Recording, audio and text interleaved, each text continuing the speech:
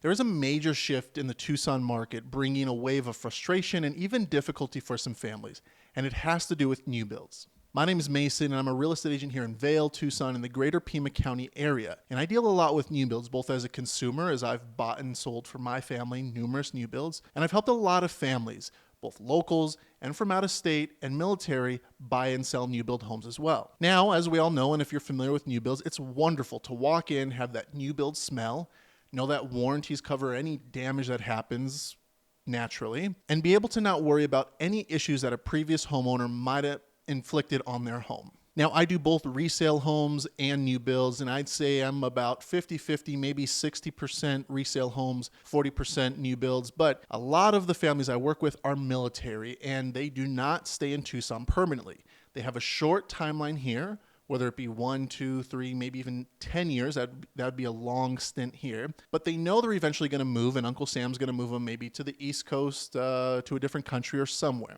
But I don't want to get ahead of myself. More on the military families later. Now, we also know that there's no such thing as a forever home, and you will eventually have to sell your home, whether it's by choice or by force. There is no such thing as a forever home.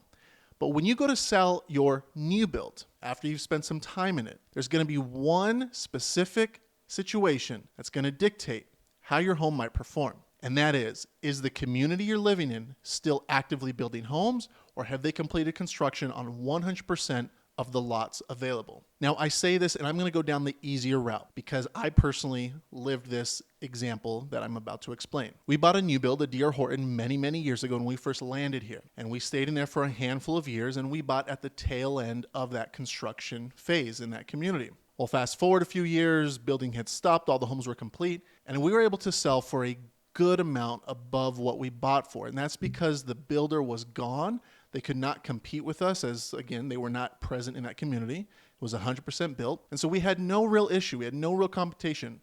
We were one of the first homes to sell in that neighborhood after development was complete, and we made some pretty good money. Now, we put that money all towards a new home across town here in Vail. And now we're currently in a development that still has about 30 to 40% of buildings still to come. We recently looked at homes and thought, hey, maybe we can move. But what we soon realized, and I've already known it, we are in what's called golden handcuffs. And I know the situation applies to so many families out there. We love our home. We truly do. We don't have a lot of complaints, but a third car garage and maybe a little more square footage would be nice. But once we sat down and compared our mortgage versus what a new current day mortgage would be, it just didn't make sense numbers-wise and financially for us to leave a home we love that checks a lot of the boxes to move because it's a want, not a need.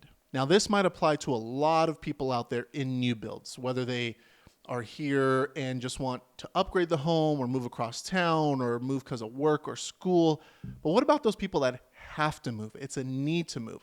And this is where military comes in. This is where a lot of maybe job relocations come in. This is getting into the more difficult conversation or the more difficult scenario if you're in a new build and need to sell. If you're ready to sell your home in a new build community and there are still active homes being built, there are still builders present in that community, you have to understand and you have to be patient because now you are not only going up against all the resale homes in and around your neighborhood, you're also competing with whatever the builder can offer. Now, again, I work with a lot of new builds and I know that it's not uncommon for new builds for builders like Lennar, Richmond, KB Homes to offer north of $20,000, $30,000, $40,000, $50,000 in various incentives to the consumer. Now, what makes a private resale home difficult is that maybe the homeowner can offer $10,000, $5,000, maybe $15,000 to $20,000, but then it starts reaching into their own pocket. And let's not forget that if you're a new build and you bought a new build only a few years ago, you might not have a ton of equity to give incentives to potential buyers. Of course, no one wants to pay to sell their home. They don't want to owe money at closing.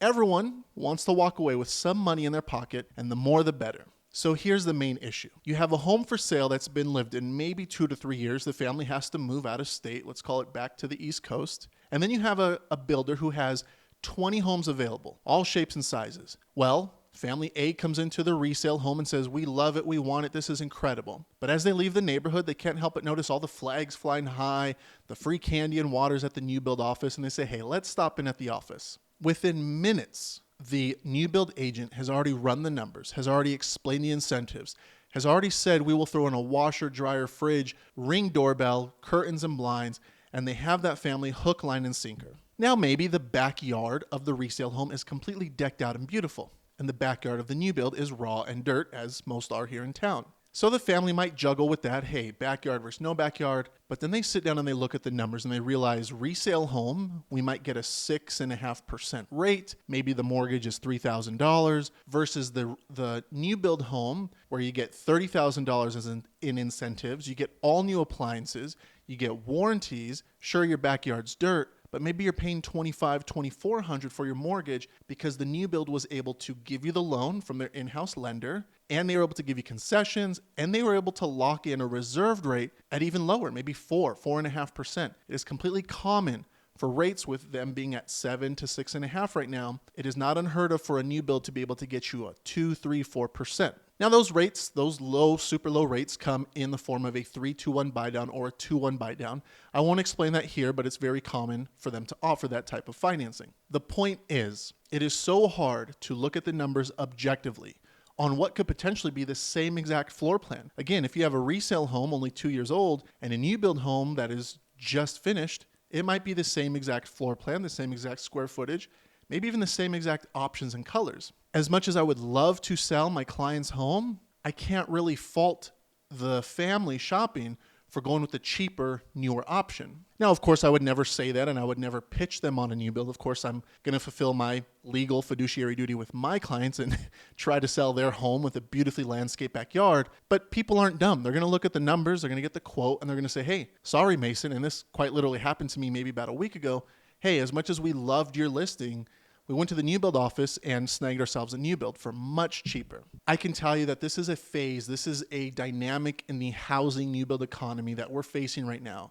And I'm a huge numbers and data guy, and I have scoured the MLS throughout all of Tucson, Oro Valley, Marana, Vail, Sahuarita. Resale homes, and not even resale homes alone, new builds as well, are struggling. It is so hard for resale homes to compete with and win over a new build. And you can take any community, and I challenge you, or if you want me to dig into a certain neighborhood, or maybe you're considering selling, I challenge you to look at the days on market. And that's one thing that when I speak with families, I give them a realistic expectation. If you want to sell, this is the norm for how long homes are sitting: 30, 60, 90, 100, 200 days. And if you don't believe me, there is a home that I haven't been to. However, I've been to the neighborhood 100 times. It is an objectively good home. The colors are nice. It's only a few years old. It's clean. It has been on the market for 400 plus days now. And again, I don't know any other circumstances behind it. From the pictures and the description, it looks wonderful. It's just your standard cookie cutter home. I couldn't imagine being on the market for 400 plus days. What I want to stress to you is patience and understanding the market. If you're preparing to sell your home, and if we go back even before you sell, if you're considering buying a home, this is the one piece of advice that I offer to every family who maybe doesn't have permanent residency here. For example, they might have to move because of work or military or family. If you are going to purchase a new build home and there is a move in the future, I always recommend, and this is just my opinion gathered from data and what I look at, you need to be able to say, I will have 3 to 4 years in that home securely. I will not be moving, because I warn you, if you move prior to 3 years, when it comes time to sell, between closing costs, which is taxes, title, compensation to realtors, to the brokerages, and any other negotiations or concessions you might have to give up, you might break even at the closing table, or you might even have to pay at the closing table to sell your home. So again, I'm going to say it again because this is very important. If you don't think you're going to be in your home anywhere from 3 to 4 years, I'd strongly consider maybe not buying a new build, maybe buying in a different neighborhood, or looking at renting. There's a lot of good options here in town. Rents have come down, but really it comes down to numbers. Sit down, figure out the numbers, figure out what's going to work for you. Careful, if you're not here permanently or for an extended time, you might be upside down in your home when it comes time to sell. Back to the selling part. I think there's 3 important things that are crucial to any home being marketed and sold in a new build community. And the initials are PMP.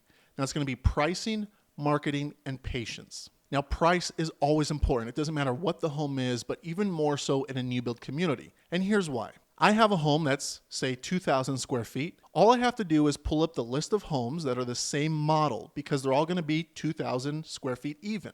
Now, although I don't know what all the options are in each individual home, but they don't vary by much. And let's just call this home the Apple floor plan. Well, I'm going to look at all the apples that have sold recently. Maybe there's 10 of them. Maybe there's 5 of them. I'm going to look at what is the average sales price for a 2,000 square foot Apple model home. Unless you've completely decked out your home or individualized it, as in you've added paint or added some character to it, something that takes it out of the cookie cutter new build model and looks unique, looks like it's been well taken care of and invested in. If that's not you, it makes no sense to price your very standard new build home, although nice and great and clean. Makes no sense to try to outprice the competition because everything is publicly available now. Someone's going to see your home, the Apple model, and then look at the community of new builds and say, hey, there's 3 other Apple models that are cheaper, have more incentive, and are brand new. Why would I bother wasting my time on a home that is clearly overpriced than anyone else in the neighborhood? I will say this, homeowners, you at the end of the day are in charge of your price. I hear a lot of blame being put on realtors. Oh, well, they priced it too high, or they priced it too low, or it sold too fast. Maybe we should have gone higher. I can only give you so much information and give you my recommendation and my opinion when you ask for it. At the end of the day, it's your right to price your home how you want it. Now, don't be shocked if you price it too high and someone says, hey, I don't agree with the price. I don't think I'm going to be a good fit for you. Best of luck to you. You're going to have to work with another agent. Now, this is a real conversation that I've had because if I take your home at an overpriced number, 5 months from now, 6 months from now, we're going to be frustrated with each other and you're going to say, Mason, why hasn't my home sold? I'm going to say, John, because you priced it too high. Well, you should have told me. Well, I did. And it just becomes a headache, tempers flare at times, and it just becomes an unpleasant relationship. All that to say, make sure you price your home right, especially when you're in a new build community. Next is marketing, and to me, this is so important. Everyone is shopping for homes on their phone, and finding a home is like dating. You pull up an app, you swipe left, you swipe right, you heart something, and you say, hey, let's go look at it and have a date on Saturday. There's a handful of things we control and a few things we don't. And what we don't control is who comes through that door and who writes an offer. Just about every piece before that we do control. And one of them is marketing. And the goal of marketing is to get as many eyeballs and as much attention on your home as possible. And that is done through good photos, good video, and good advertising. There is nothing special about being on Zillow, Realtor, Trulia, Homes.com, any of those websites, as they are all linked to the MLS. So if you have a real estate agent and they market to you Zillow, Realtor, trust me, we all have that ability. That is nothing special. But if they stop there, I warn you, they are doing the bare minimum. The number one used website in the world is Google, not just for homes, but just for the entirety of the world is Google. The number 2 searched website is YouTube. Who owns YouTube? Google. Agents are doing a disservice to their clients if they're not putting together media and video and tours and showcasing the neighborhood and the lifestyle and the community of the area. They're falling short if they're not putting that home on YouTube. There are millions and millions of eyeballs on YouTube. And again, the goal is to get as much exposure and as many eyeballs on the home as possible. I'd be lying, and any agent would be lying if they said, oh, I can get you an offer in 2 months or 10 months, or I can get you this number, I can get you that number. The truth of the matter is, we don't know when an offer is going to come. We don't know how much the offer is going to be, and we don't know who or when is going to write that offer. What we do know is that the more exposure your home gets, the more likely it is to be found by the family that wants the home. I would argue that marketing is one of the most important pieces, and I actually have a folder that I have saved, and anytime I see a bad real estate picture, I'm talking photos of the dirt, photos of a box of pancake mix, photos that are upside down, photos with people in them for a home, photos of a singular outlet in the MLS photos. I save those because it blows my mind when I see photos like that in a world where first impressions matter. You have a half a second to get someone's attention when they're swiping on Zillow to say, oh, this photo's terrible. I don't want to see this home. Versus, wow, this is an incredible photo. I can see every little detail. Honey, do you want to go on Saturday to go take a look at this home? Marketing matters both in photos and videos. And if you are in a new build community, I promise you it does not hurt to push your home to as many outlets as possible and make it as findable and as searchable as you can. Now, this last one, patience. It almost pains me to say because I never, ever tell a family, you just got to wait. Just hang out. Just be patient. But honestly, if you've done every other piece right, the marketing, the presentation, the home smells good, the home shows well, you've held open houses, you've allowed easy access to the home. If you've checked every single box in the process, then it really comes down to being patient. And this is because the family that's going to buy the home might be shopping on weekend 1, weekend 10, or weekend 100. We just don't know when the right buyer for that home is going to cross into that threshold. Now, I say all this because I am literally going through this right now with multiple families, and here in about 2 weeks, I'm getting ready to list a home That is a new build. It's a beautiful single story in Hanson Ridge here in Vail. And without giving too many details and breaking some laws, it is an individualized house. They have added so many good upgrades. They have a decked out backyard. They've added paint. So my conversation with them is a little bit different than someone who has a bare bones shell of a home in a new build community. And this is because it has character. It kind of sets itself apart from other new builds. Now, is this going to give them an offer or get them an offer in the first week? I don't know. I don't know when we'll get an offer, but what I do know is because of what they've done, the love and the care and the upgrades they've made with their home, they do have a slight leg up on the rest of the competition. If you look at 10 Apple floor plans, and there's one that has had some customization to it that is tasteful, it's probably going to appeal to more buyers than your standard white wall, white cabinets, gray countertop style homes. Now, the last piece I want to share with you is specific for military families. And both us as a military family, I'm prior Army, and my wife just retired Air Force, and we serve the davis-monthan community. I'd say maybe about a third of the families I help are military. So when they PCS in and PCS out, this is an even more important question now is how long do you think your time on station is going to be? I said it before, I'll say it again. If you're going to be here less than 3 to 4 years, please, please, please be careful and make sure you're prepared for a new build or just a home purchase in general. You're not going to build up enough equity to truly make out with a ton of money in your pocket. You might break even, you might have to pay a little out of pocket. And I would hate to help a family or see a family in a situation to where, hey, we bought with you, it was wonderful, time to sell.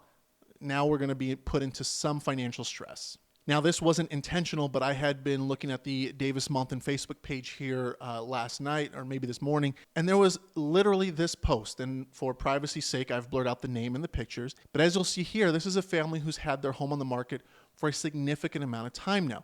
And just in this one comment, and trust me, there's more like it, you can see the frustration.